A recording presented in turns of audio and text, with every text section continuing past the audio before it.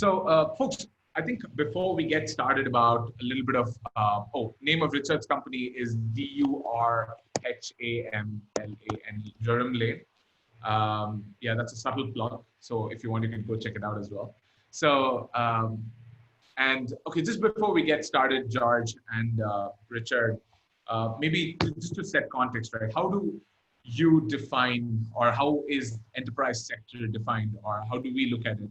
I'll probably start with George.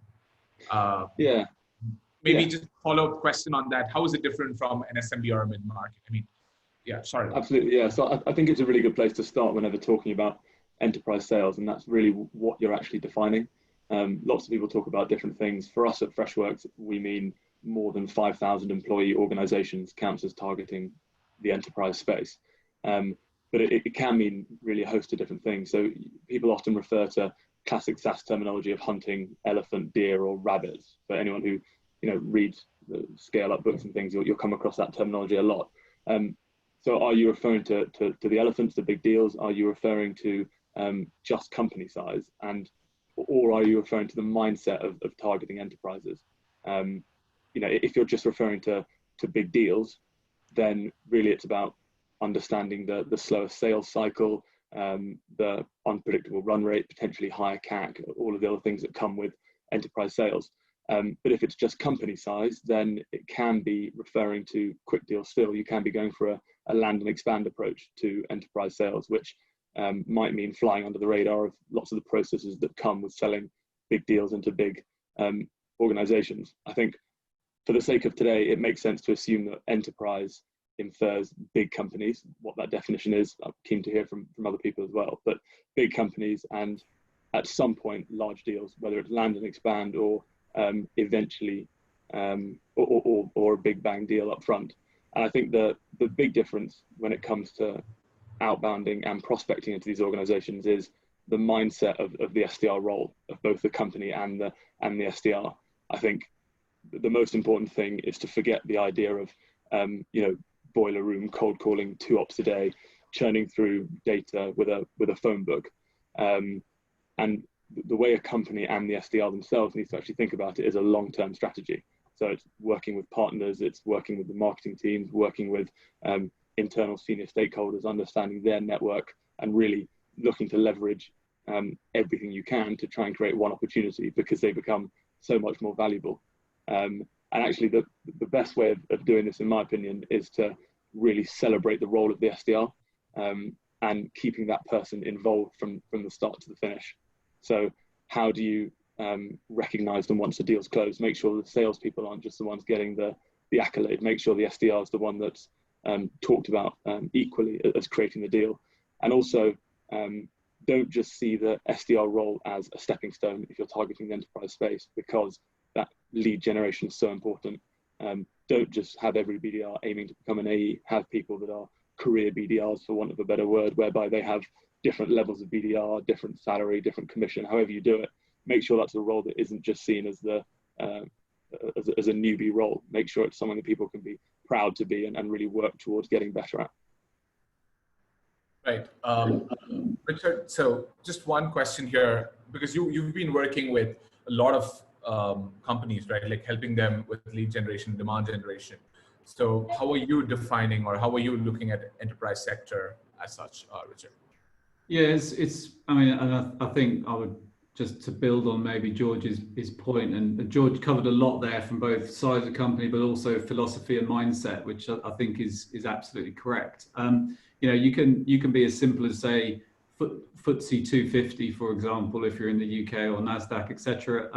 I tend to see the organizations being, your enterprise being those type of complex organization. They're very big, they're multi-countryed, and they usually have significant process and due diligence that needs to be gone through in order to sell to them. So, actually, when it's not a quick snap decision to target enterprise. You have to really understand what you're doing, why you're doing it, and how you're going to go about it.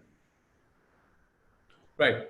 I think just a follow-up question, right? Like, because you're working with multiple companies, how do you even identify which accounts to go after And I mean, what's your process on that, Richard?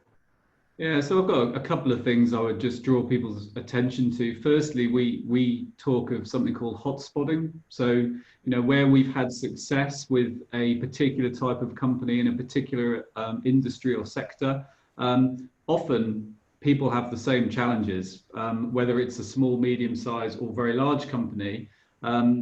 Typically, the persona in an organization has a similar challenge, and those challenges do vary depending on the size of organization and the complexity. So from a hotspotting point of view, one thing we build out with our clients are campaigns focused around targeting similar people who we think might have the similar problem, and then going off and exploring and investigating that, and trying to build relationships and create opportunity.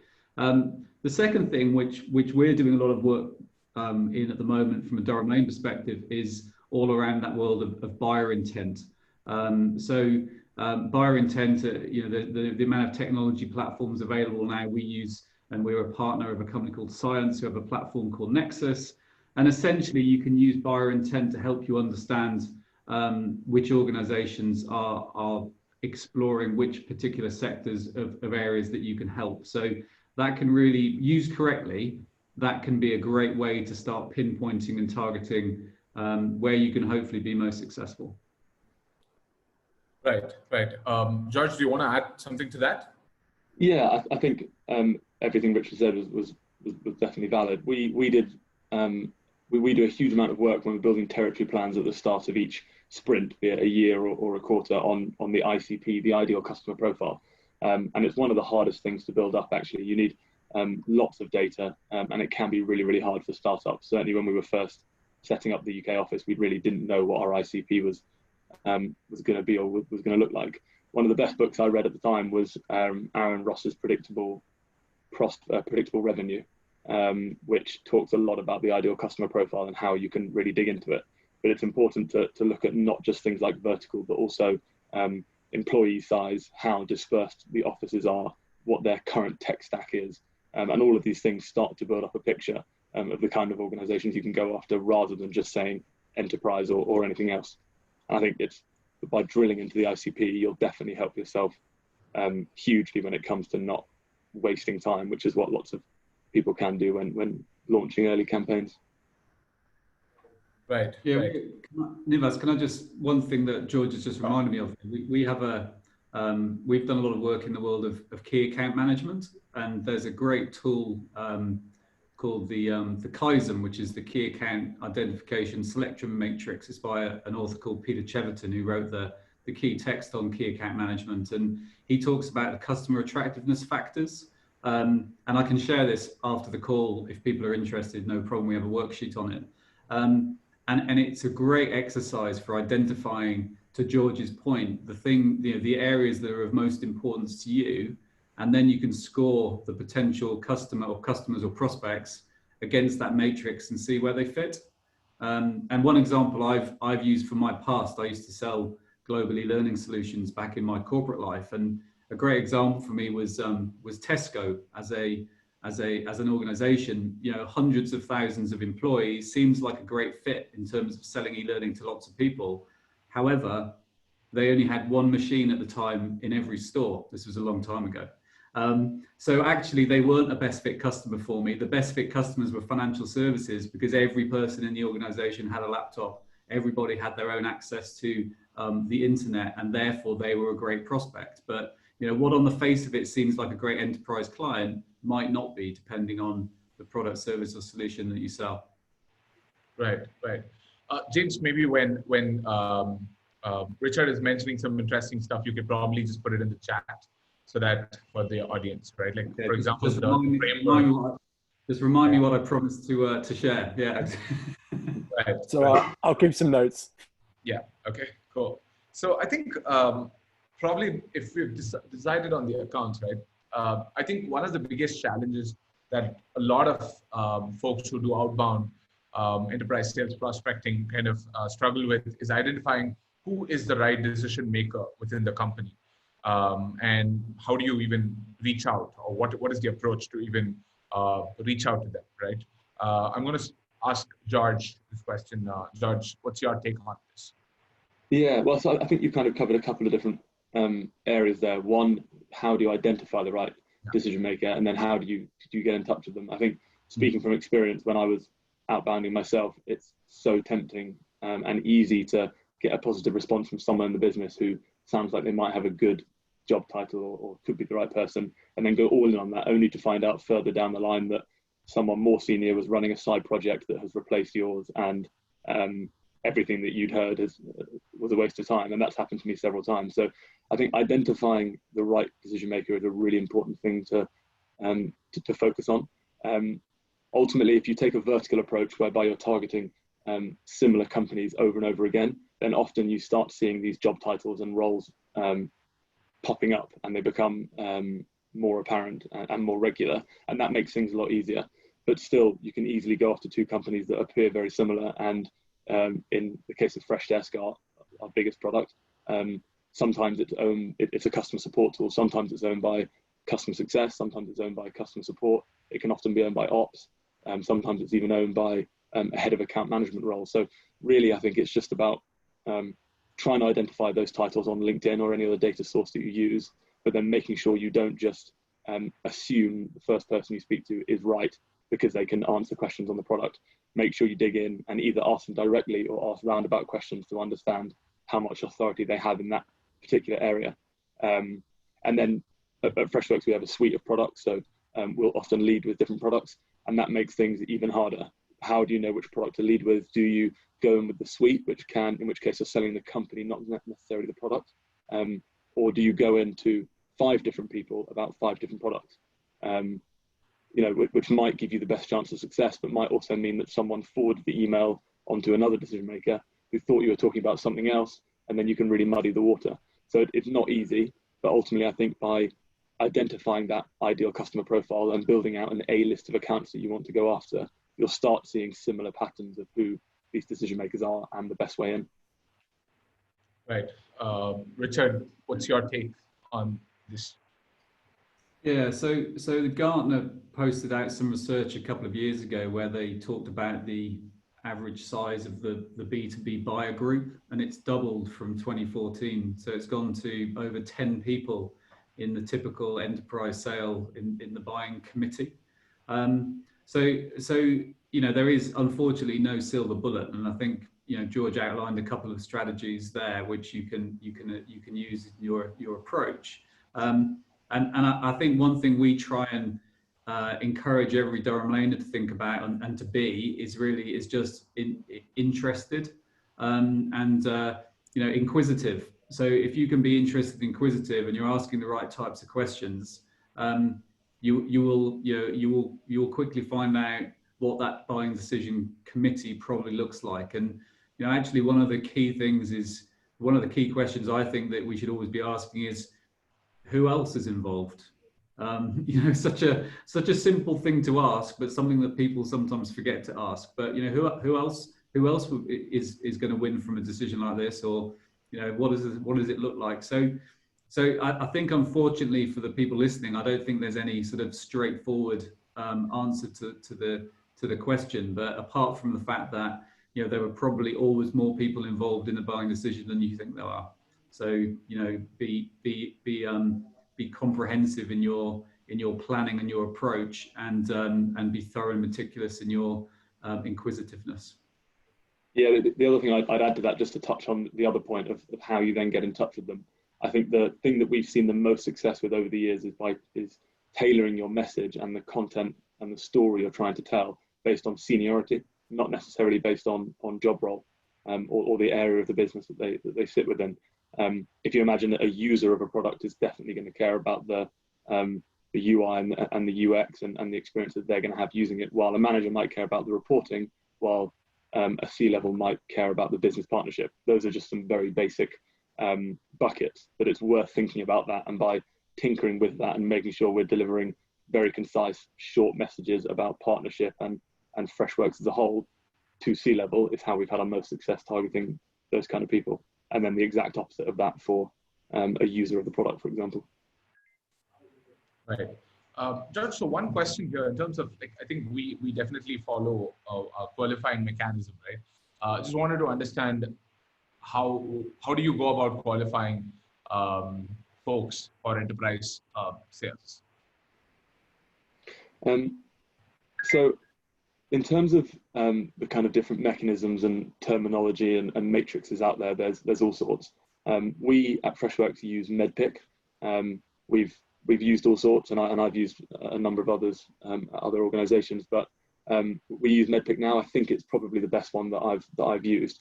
I would say it isn't, the most important thing isn't actually which methodology you use, it's more how you apply it. BANT is kind of the one that everyone knows from the original one, and a lot of people say it's too simplistic, but actually if you focus on the 4 key points there and ask, as Richard said, roundabout questions, and you're inquisitive around those areas, then it's still a really good framework and it's still highly relevant. What I think is the most important thing, whether you're applying BANT or MEDPIC or anything else, is how the sales rep or the SDR, the AE, whoever it is, applies that methodology, and that they're not just listing out, these certain metrics.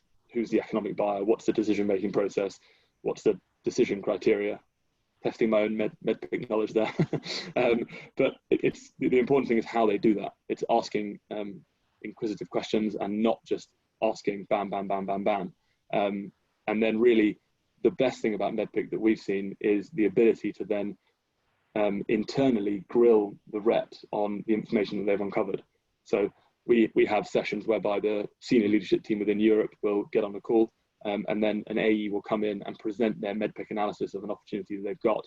And then different sales leaders will come in with different questions, probe on different areas. And what it does is uncover areas of the deal that you don't understand and you might not have thought of, but you also get perspective from different people in the organization with different sales styles, different tips and tricks, etc.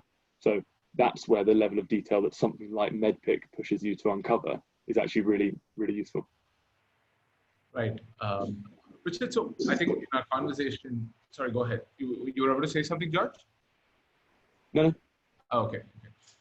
So Richard, I think in our conversation, you were mentioning you follow a very different way of doing this. So do you want to talk about it?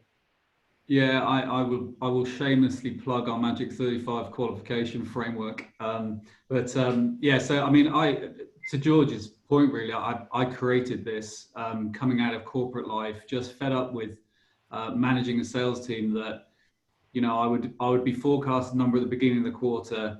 By the end of the quarter, I'd hopefully have got there or thereabouts or just over that number. But what I found out was that all the deals were totally different names than from the beginning of the quarter. So I started thinking about how can we get some consistency, and recognized really that there are, in our world, 7 key criteria that we want to be asking questions about. And I think so I sort of refer to Magic 35 as BANT plus. So there are 7 core criteria in our world.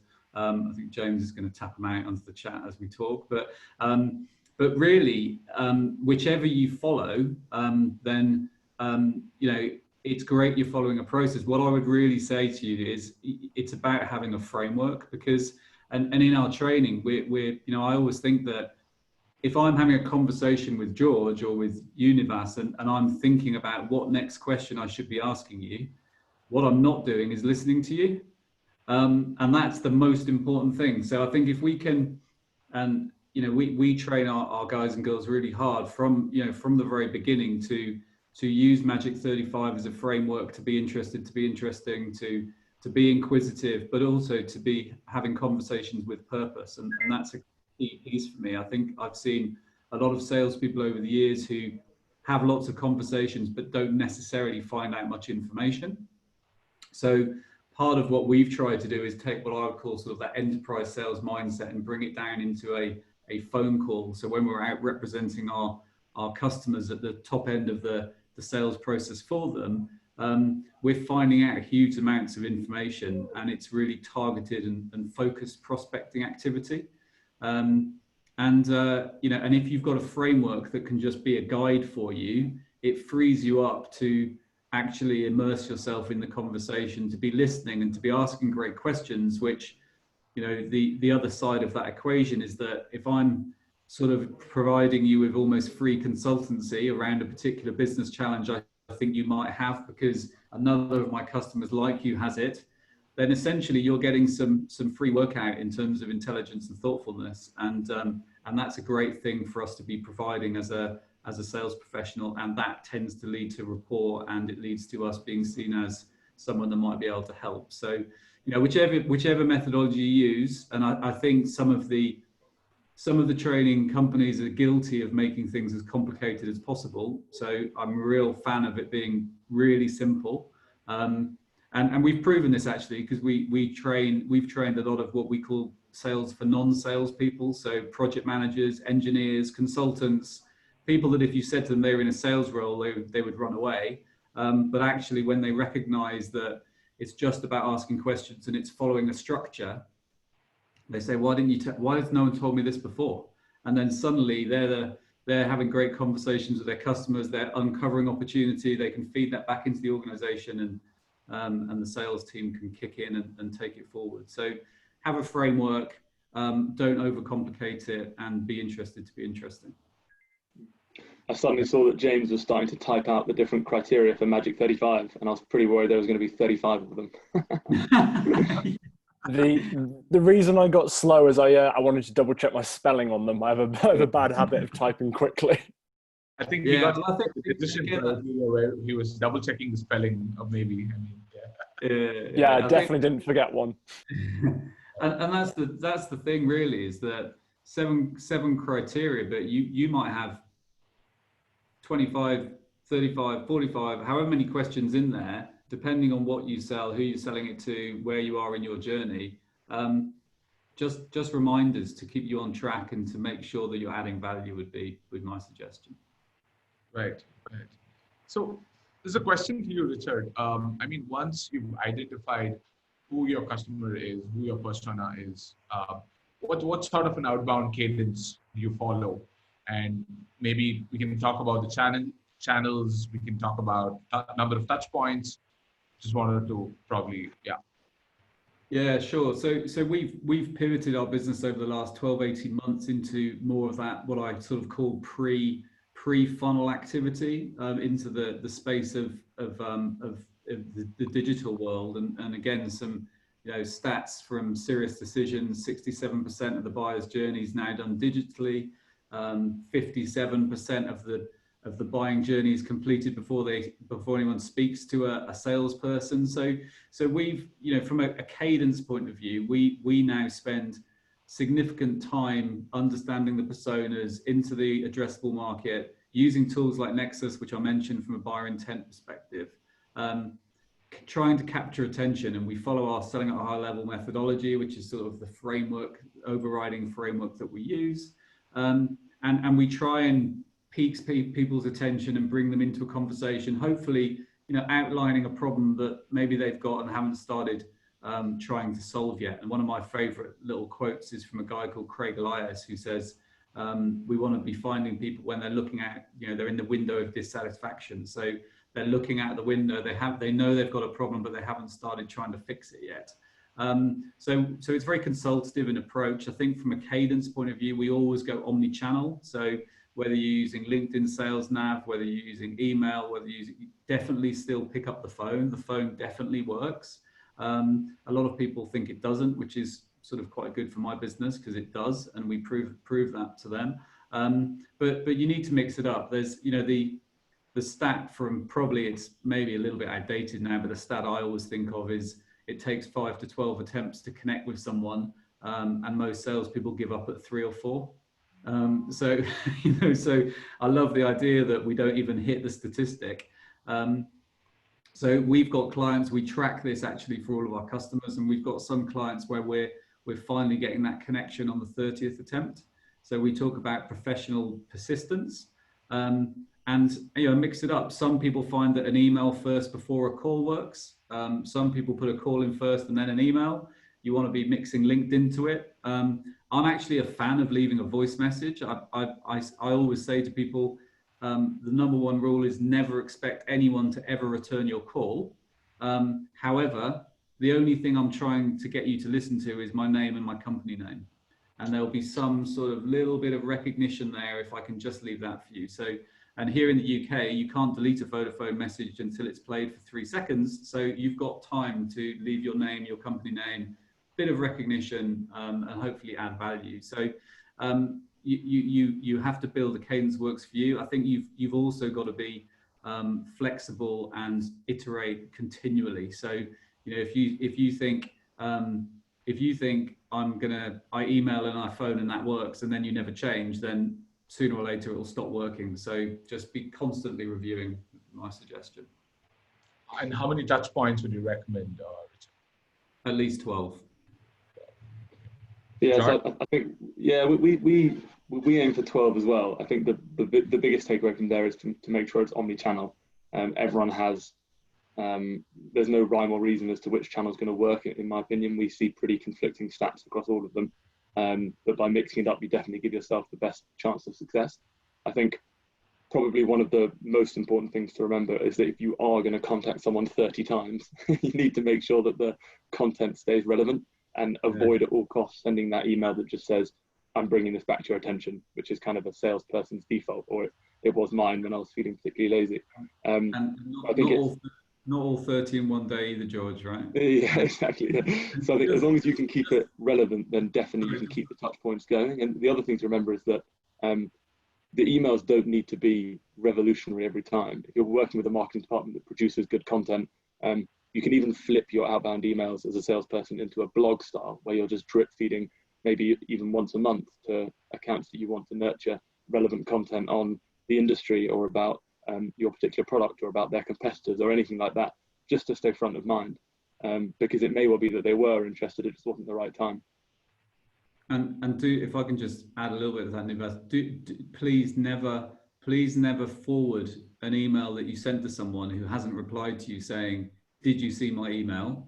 You know, nobody's under any obligation to respond to your mail. We have four tenets that we stand by. Relevance, it needs to be relevant, be concise, be topical if you can, so relate it to some news or a story, and call to action. So always end with an ask for something. And I bet people listening, if they went and looked through their previous sent emails to prospects, I almost guarantee you many of them won't have asked for anything in return in terms of, you know, when can we speak? How can it work? Who should I be speaking to? So that's one thing. The other thing, just to touch on briefly, is we might come to this later, but we're having a lot of success with video. So, you know, video prospecting, pre-recorded notes, very personalized, having some real success with those. So that's something else to consider, particularly into enterprise. I think if you're going the extra mile to try and connect for a big ticket prize for you, then that's something worth considering. Right. Yeah, just to actually add one more thing on that, this is probably the most relevant topic that we're going to cover off today, how to actually get your foot in the door. I think thinking outside the box definitely can work. Lots of things are gimmicky that people send around, but some things really can work. So I think thinking outside the box in terms of what you could send to someone, be it one of the best things I received was a booklet that when I opened up had content on the inside page, and then the main page was a video that then played to me that had been tailored for Freshworks. It was obviously just our logo added onto a video that you could do for everyone, but clearly someone had taken the time to find out things that were interesting and spend a bit of money on something. And if nothing else, this might sound silly, but you can guilt trip the person into responding. If you either try hard enough or are professional enough or interesting enough, people genuinely feel bad ignoring you, in my opinion. And, you know, it sounds silly, but a no is still useful, not as useful as a yes, but still useful, because you know, as long as you get a no explaining why it's a no, i.e. we're in contract for 2 years, then you can move on and stop wasting your time. And I think by keeping things relevant and thinking outside the box, you're more likely to get an answer either way. Yeah, it's funny, we both said 12 attempts. I think something subconscious happens in the receiver's mind when you get to that 12th touch point, because just out of either, you know, they've been persistent, I'm going to give them a chance, because you should always be changing your message. It should always be adding value. So maybe I'm just going to give them a chance and then put them out of their misery, but at least you get the chance. It might be, I'm just going to put them out of their misery. And so, but at least you still get the answer. and sometimes it's now just the right time. And part of the key with this as well is making sure that you're top of the inbox, because people are drowning in data and drowning in information. So you've got to be relevant and you've got to be present. Big tip from me, really simple: make sure your phone number is on the bottom of your email, because that could be the difference between winning the deal or being invited to talk about the contract in more detail than not being selected at all. And I think people, simple little things, people don't have their numbers on the bottom of their email. Well, that's a really simple thing to change. And it could be the difference, because when someone wants to phone you, they find your email probably. They won't go into the CRM. They'll find your email. Who was that guy, Richard? Who was it? Durham something? There it is. And click, and they can call me. But that could be the difference between a new account and not having one. George, a question from the audience. So Sandeep asks, how do you follow up with a client who's gone cold right after a demo, right, or a trial? Most of the times people stop responding without any info. So the mail chain always remains open. So how do you handle that? Yeah, honestly, that there's not an obvious answer. Otherwise, it wouldn't be a difficult question. I think if you were able to uncover something interesting in the demo, then you can use that as a hook. If you uncovered a particular pain point, or you started talking about a case study that they're particularly interested in, you can then look to drip feed more relevant content or information. I think as long as they don't unsubscribe, adding them into a nurture campaign that's either run by sales or marketing is definitely a good idea. But really, it's just about trying to stay relevant and playing on any information that you were able to uncover in the demo. Right. And George wants to know, what was the video thing in the booklet? It was actually an infographic. It was like a cartoon of the people selling me the product. So it was like a two-way conversation of me having a conversation and obviously agreeing to what they were, but then they were essentially delivered their USPs to me in speech bubbles. And it was, if I'm being honest with you, it was less about the actual content and more about the effort that then made me end up just agreeing to take a call. It didn't go anywhere, but it's a good example, as Richard said, of just securing that call. Right. And so Richa has a question. What should be the ideal number of follow-up email cycle for an SDR? I think we did talk about the touch points, and you did mention, so she's like, from an email cycle perspective. So do you just want to pick it up, Richard? Yeah, so and I think the answer is as many as feels right. I do sort of have this view that if you've found a company that you believe you can help, maybe because you've helped someone similar to them, or you've got a product service that's proven in their market, and you've seen some news about where they're struggling or they've got an opportunity, why would you stop? So I don't think I would. I'm not saying obsess about it. I'm not saying spend all day and night thinking about that one company, but why would you stop? So as I've said, some of our sales team, it's 30 connections, and that at that point we create a qualified opportunity. So that I would certainly not be worried about getting to 12 or more. I think the caveat with that, to George's point, is they can't all be on one day, or they need to be spread out over a period of time, and maybe just put your feet in the shoes of the customer and think, well, how often would become too often, and then then you can build your cadences that way, and I think if you believe in that there's a fit, then keep going until you stop believing that. So I think both of you were talking about the importance of marketing and collaterals and docs. And we also have a question from saying, hey, what are the docs to kind of, or documents for sales prospecting? So I'm going to start off with George.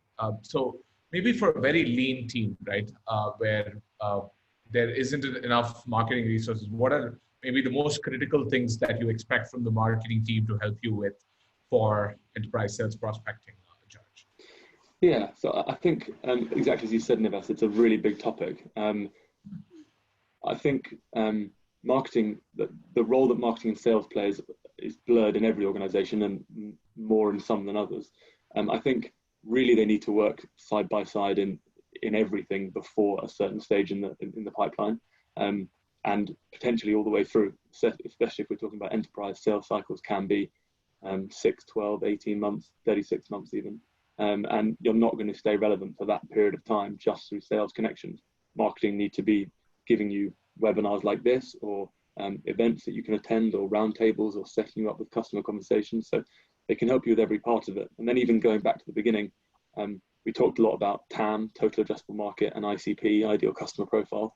How do you gather that data? Well, marketing really need to help you with that.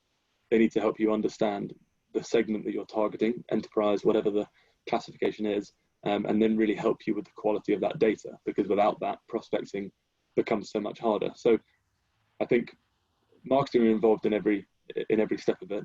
If you have a very, very lean marketing team that can't potentially do that, then what I would say is, especially with an enterprise approach to outbounding, it's ABM. It's get up on your wall the 10 companies that as a salesperson you are definitely going to hear back from in the next 12 months, be it a yes or a no, and ask marketing to help you as much as they possibly can with those 10 accounts or 20 accounts, whatever it is. However big your marketing team is, the more of a really structured ABM campaign they can handle. And then really it's about what do marketing own, what do sales own? Marketing can own the content and maybe the initial drip feed. So we start getting content, we start getting invites, case studies out to them, and then sales maybe own in-mail and cold call and email, and then maybe back to marketing with more relevant content. But it's that ABM style of looking at an account and saying, right, I'm not gonna cold call them 10 times in the next 2 days and then move on. I'm gonna build a campaign that lasts 6 months to try and get in touch with this company. Because with enterprise sales, it's worth putting in that much effort to create just one opportunity. And that's, again, back to my point on the SDR mindset of they need to stay involved in that process all the way through. And the only way to do that is to get them obviously excited and give them a huge amount of recognition for each opportunity, whether it's financially or just reiterating the point that they created that famous deal that played a big part in the company's success. Right. Richard, do you want to add something to that? Yeah, I think, you know, I spent a large part of my career feeling like I didn't really get any support from marketing, and it's sort of ironic now that I run an outsourced marketing and sales company. So maybe it's payback. And I think there's no such thing as a wasted conversation, and unfortunately, in sales, I think we waste and churn a lot of our activity.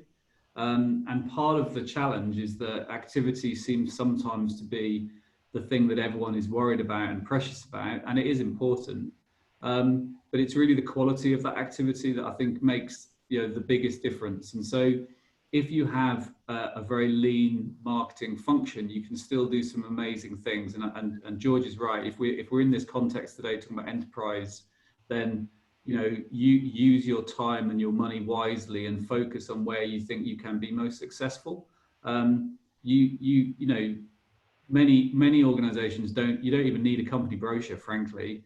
You don't need to spend lots of money on hard copy materials anymore. You want to be changing and keeping agile, so create PDFs and amend them, and, you know, keep shifting how you say what you do, and the benefits and the examples and the customer case studies. I've always thought people buy stories. You know, I've sort of always see myself and other salespeople as storytellers. And what I learned really at the beginning of my career was that I just noticed that I was hearing what my colleagues in the sales room were doing and saying, and the stories they were telling, maybe that we caught up on over a break or whatever, or having a beer, and then I was repurposing them as mine, which is sort of marketing, and it's marketing and sales coming together. And I think there is a huge amount of work to be done, particularly in large organizations, in terms of that syncing between marketing and sales. And I'm really excited about taking Durhamlane forward as the conduit between the worlds of marketing and sales. And I think at the startup space, it's not such a big problem. And you don't need huge amounts of budget to be able to do some really amazing things that make a difference, particularly if you're, you know, thinking, being thoughtful and articulating problems and how you can solve them, and telling stories. Right.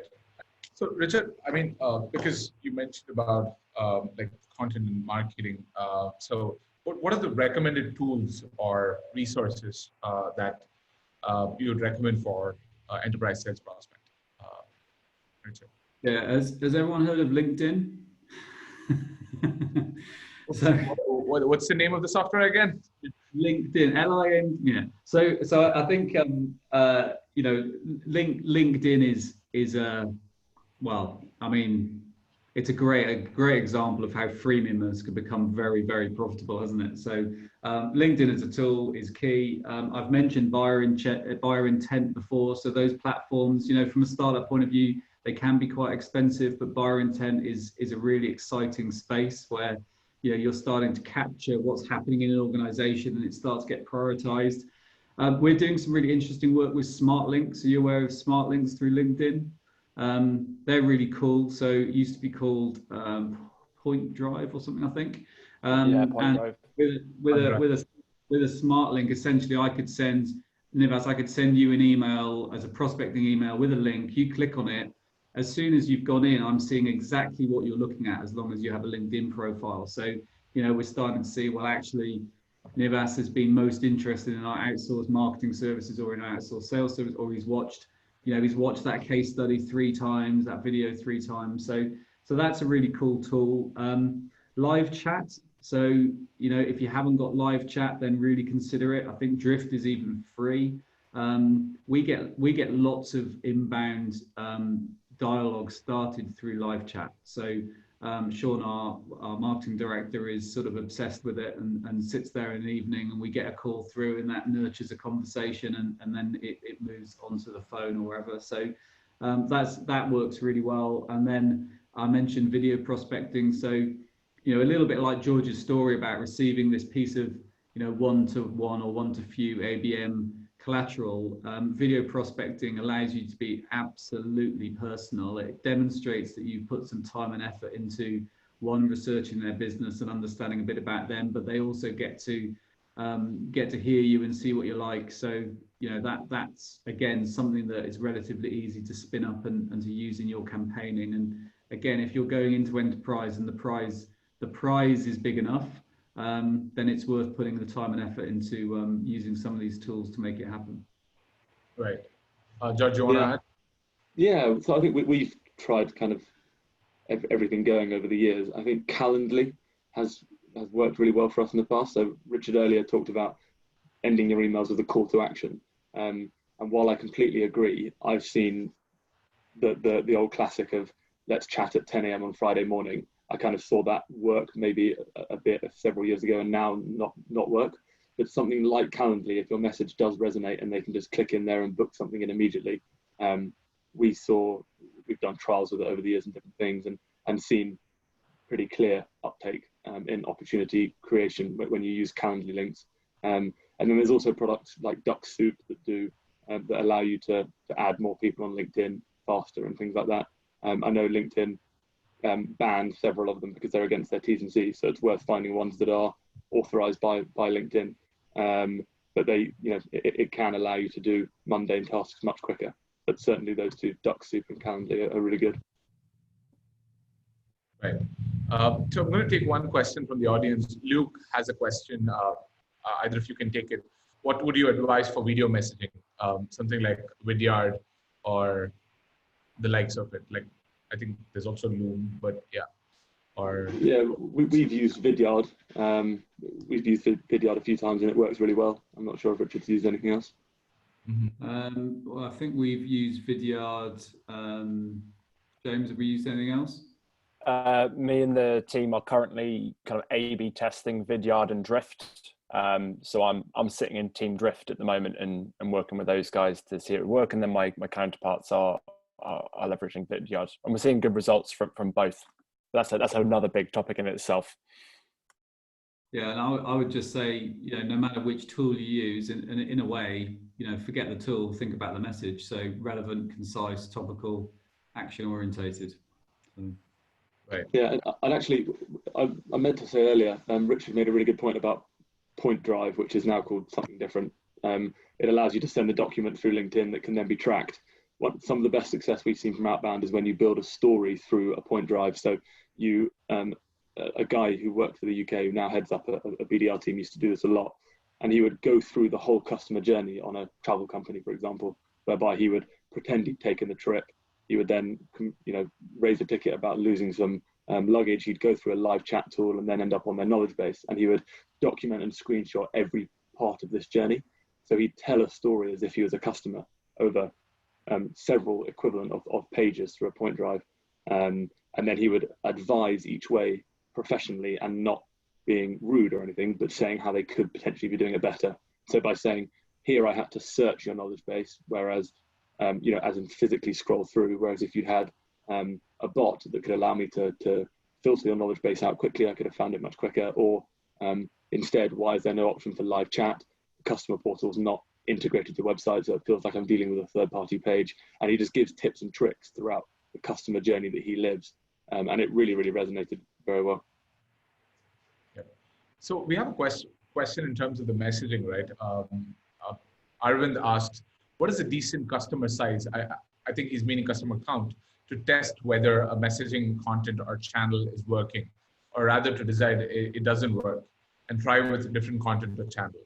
Any benchmarks that Richard or George that you guys follow? What size company?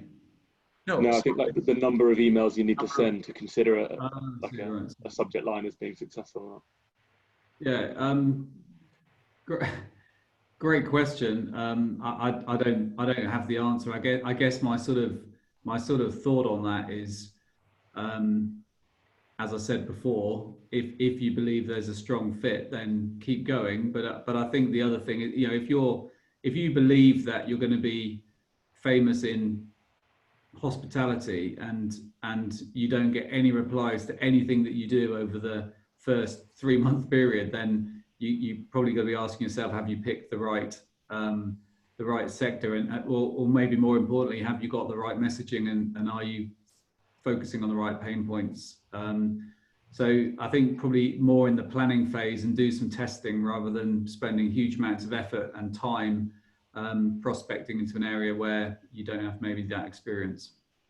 Yeah, I think the other thing is, before Freshworks, I worked for an email service provider. And a lot of what we talked about there was how you actually run A/B tests. And what a lot of people do is they'll deliver one message to 50 people, and then they'll deliver a completely different message to another 50 people. And actually, that's probably not the best way to run an A/B test.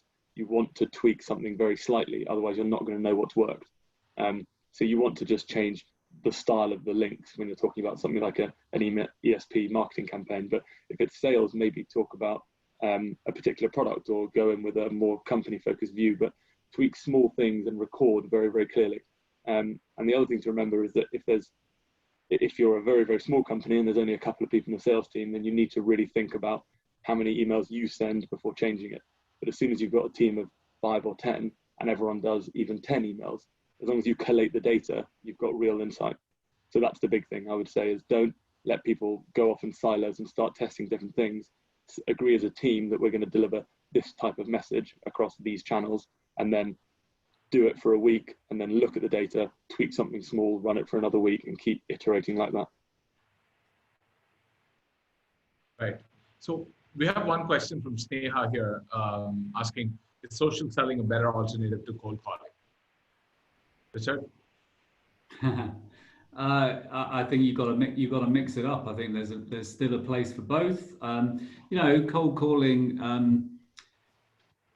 What is cold calling? It's just a phrase that's been put together to try and make people feel uncomfortable, I think. So if you've done even a 30-second thought of research around why you're calling this person, and you believe you can. Our first mantra is business fit, business value, developing long-term relationships. Well, I've always believed, and I train people, that if you believe there's a fit, if you believe that you can add more value than they're going to spend with you, then why wouldn't they be interested in talking to you? So, cold calling is just a phrase that is used to upset people, I think. So, social is another form of prospecting. I think you need to do all of it.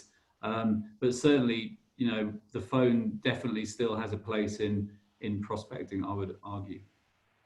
Yeah, I think purely from a numbers perspective, we create more opportunities from social selling than we do from phone. But exactly as Richard said, phone is still certainly relevant. I also agree that always leave a voicemail. Any opportunity you get to say your name and company to someone you're trying to reach, you should take it. I think during this period where people are working from home, calling has become much harder for us. You don't necessarily have office numbers. A lot of companies haven't set up routing through to individual mobiles and things. So calling for us has slightly dropped off. But Richard will be collecting a lot more data than I am. So if it's working for him, then definitely worth still trying it. Yeah, we found some interesting results in this period. So, you know, our calling activity's gone up. Our connection rate went up by 11%. So that was interesting. I think, and that was at the beginning of lockdown. So I think what happened is that people who usually are back to back in meetings suddenly found themselves at home with more time to do more stuff.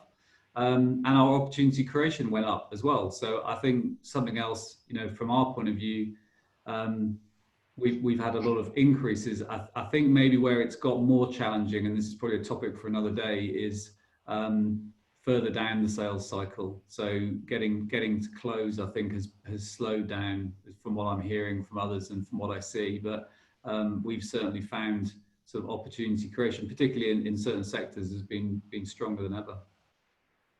Right.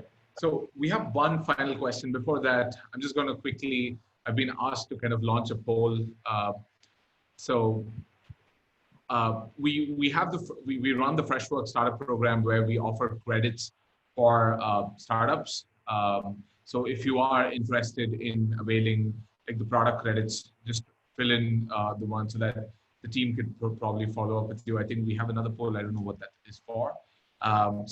But in the meantime, right, I would love to hear an opinion from both George and Richard, right? We spoke so much about enterprise sales and this strategy and as a technique. George, what do you think are some pitfalls in adopting an enterprise sales strategy, George? Yeah, so I think sadly there are a lot.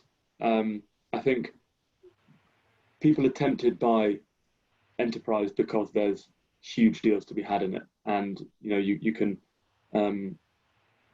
completely change the game with one deal, but that comes with lots of risks. I think there's obvious things like CAC costs and how much harder it is to prospect into organizations. There's things like sales cycles. When you're really starting out, you've got cash flow issues. The larger the company, the more they're going to push you on the period of time that they get to pay you, payment terms and things. So there's all sorts there. Cost of marketing goes up. Often if you play in that enterprise space, there'll be more competition, but by definition of people wanting to play in that space. But for me, the most obvious one, and this is speaking from someone that's sold a lot as well as running teams, is how easy it is to get sucked into that one deal. And everyone has that one deal that they get a sniff of and go all in on. Because not only does it take up all of your time, you also stop doing other deals. You stop worrying about the top of your pipeline. You stop worrying about the everything else, all other marketing activities, chasing up deals. You often even forget to start caring about the smaller ones that could close in the same target period. I'm speaking from experience here. I'm sure the very best salespeople are able to juggle everything, but I used to be too tempted and go all in on one particular deal. And when it pays off, you're a hero. But when it doesn't, and when you're looking at it from a CEO's perspective, who, as we know, for the first probably 2 or 3 years of a business is closing the big deals, if you've put all of your time and effort into this one deal and it doesn't come in, then you're taking a massive risk with your business. So I think that there are lots of obvious pitfalls, lots of obvious rewards, but I think the main thing is be realistic about the deals that you can compete on and heavily qualify those opportunities and make sure that you're not getting a sniff of an RFP that could buy you that multi-million-pound house, and then go all in on it. Make sure you really pick the realistic ones to do that with. Right, Richard, so we're going to launch the second poll just to get some folks answering. So Richard, would love to hear your opinion on the different pitfalls that are out there for enterprise sales. Yeah, I mean, I feel George's pain. There's the deal you're working on. You can't sleep because it's going to happen, and You know, enterprises are totally different beasts, and they work on different time scales. They have 1,000 more processes that you didn't even know existed. There is an art to working in the enterprise, and unfortunately that I think often comes with experience, and generally you learn off the bad experiences. So you know, it is challenging. It can be very rewarding. We've got a couple of enterprise clients we've won recently. One of them is an absolute delight because they operate in a very agile. They operate as a much smaller company, but they're an enterprise. And we've got another one that operates just as a classic enterprise business. They don't understand, or they don't even think in the same sort of time frame that we think of when we, you know, the word urgent means something totally different. And the other thing, and I'm not sure if George mentioned it, but apologies if he did, but not only does it suck up your time as a salesperson from thinking around, you know, where you spend your time and therefore what do you neglect, but I think once you win that account, just be mindful of how much of their time, of your time, they will take. So, you know, I think we talked at the top of this call around, you know, the enterprise and what it is, and I think part of so maybe the end of the call is just to remind people to think really carefully before embarking on a strategy into enterprise. There can be some significant wins, but a huge amount of work and potentially some risks there if you're not careful, but very rewarding when you get it right. And then I think the other thing as well is, just as you said, is not only the time that it takes up, but I'm aware of a lot of companies that have won a big enterprise account early on and then had to alter things like roadmap and the product strategy to retain that client because the churn would hit them so hard. What that means is that you potentially lose innovation, you lose the ability to spin up and focus on things that are going to help you win more customers because you're focusing so hard on retaining that. And that can then have a long-term negative impact on how you position your product and what it becomes. Right. So I just have like 2 to 3 quick questions, more like a rapid fire round, where I'm just going to quickly, ask the question, I'll read out the name, and then you could just answer it. So if given a chance, remote or field sales, Richard? What, for me, or? Generally, I mean, what would you prefer? I think remote's working really well. I mean, okay. Yeah. George? Yeah, I think remote as well. I think field will always have a place to play, but the number of deals that you can juggle in a day when you're remote compared to when you're sitting on a train for 5 hours potentially outweighs it. Right. George, what's your favorite channel of prospecting or reaching out to people? Phone is the best, but phone's risky because if you don't get hold of someone on the phone and you can't leave a voicemail, then there's no mark of your efforts. Whereas with social or an email, it's always going to be there. They can see the number of touch points. They can see how hard you're trying to get in touch. So if you can get hold of them on the phone's always the best. But that's why you need to mix it up, because you need to leave that trail. Yeah. Richard? Email. I think I'm good at the written word. So I'm quite a reflective person. So email works well for me. I do quite a lot of my deal making in email back and forth. But as I've said all through today, you've got to mix it up and you've got to do everything. So, and a good one, by the way, and someone I saw in the chat asked, if we've got a very limited budget, what tool would I use? Go for the free version of LinkedIn and just make sure you write your personalized message when you connect with people. You know, it's free to you. Oh yeah. In fact, another small hack that I found is if you're even using LinkedIn Premium, go unsubscribe. They will send you an email saying they're going to give you a 50% discount for the next 3 months. In fact, I've done that thrice and I've just constantly kept using it. So it seems like LinkedIn hasn't figured that out apart. So what's your most recommended book for around enterprise sales, Richard, if you were to recommend something for people?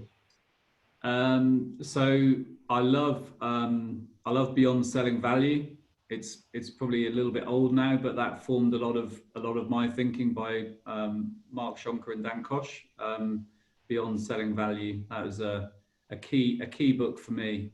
Yeah. Right, George?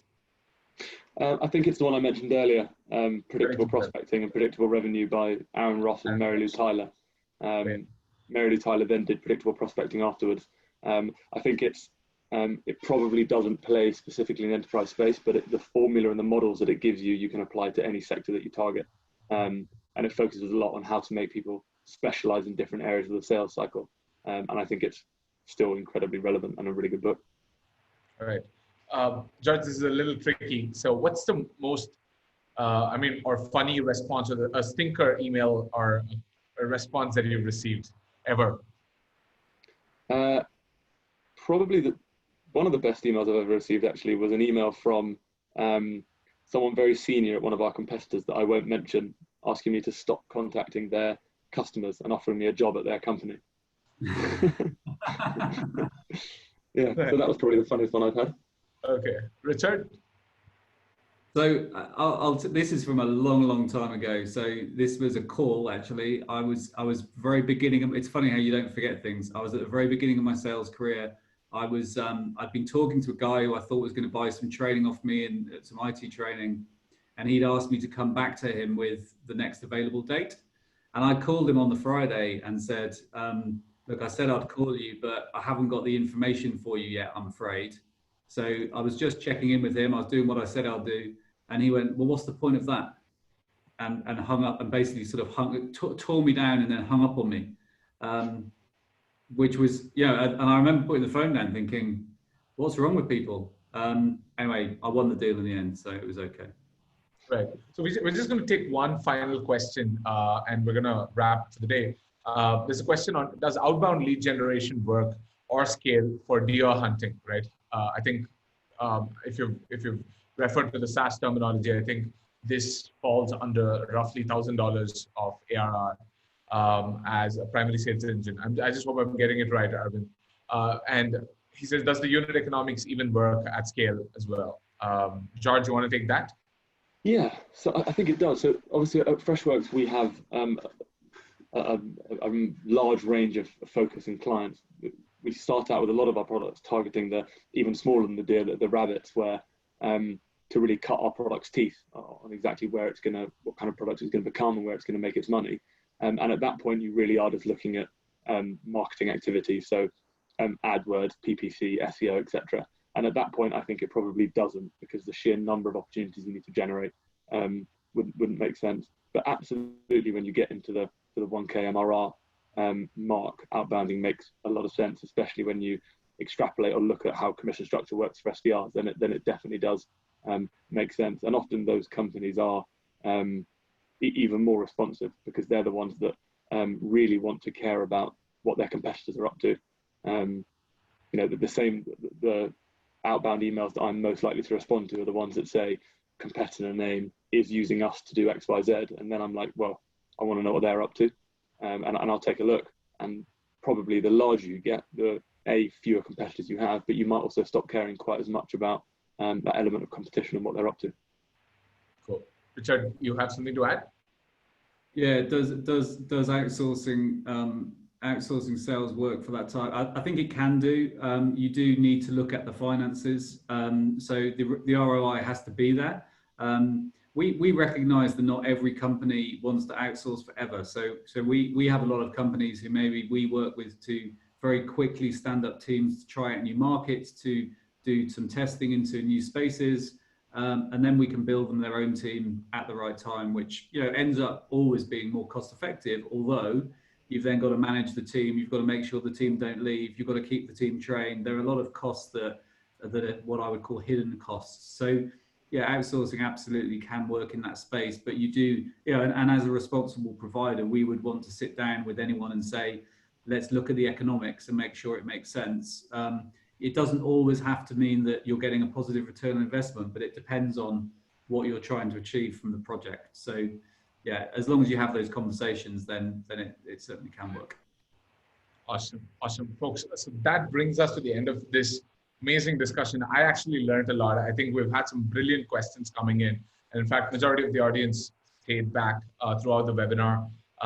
Thank you so much, George. And thank you so much, Richard, for joining us, taking time out of your schedule to be joining us. So they are available on LinkedIn at George Hackett and Richard Lane. So you could connect with them, and we would be happy to take questions later if there are any other questions. So thank you so much once again. Until we see you in another webinar that we're putting together. Thank you so much, gentlemen. Thank you, George. Thank you, Richard. Thank you. Thanks a lot, Nivas. Yeah, enjoyed it. Yeah. Thank you. Cool.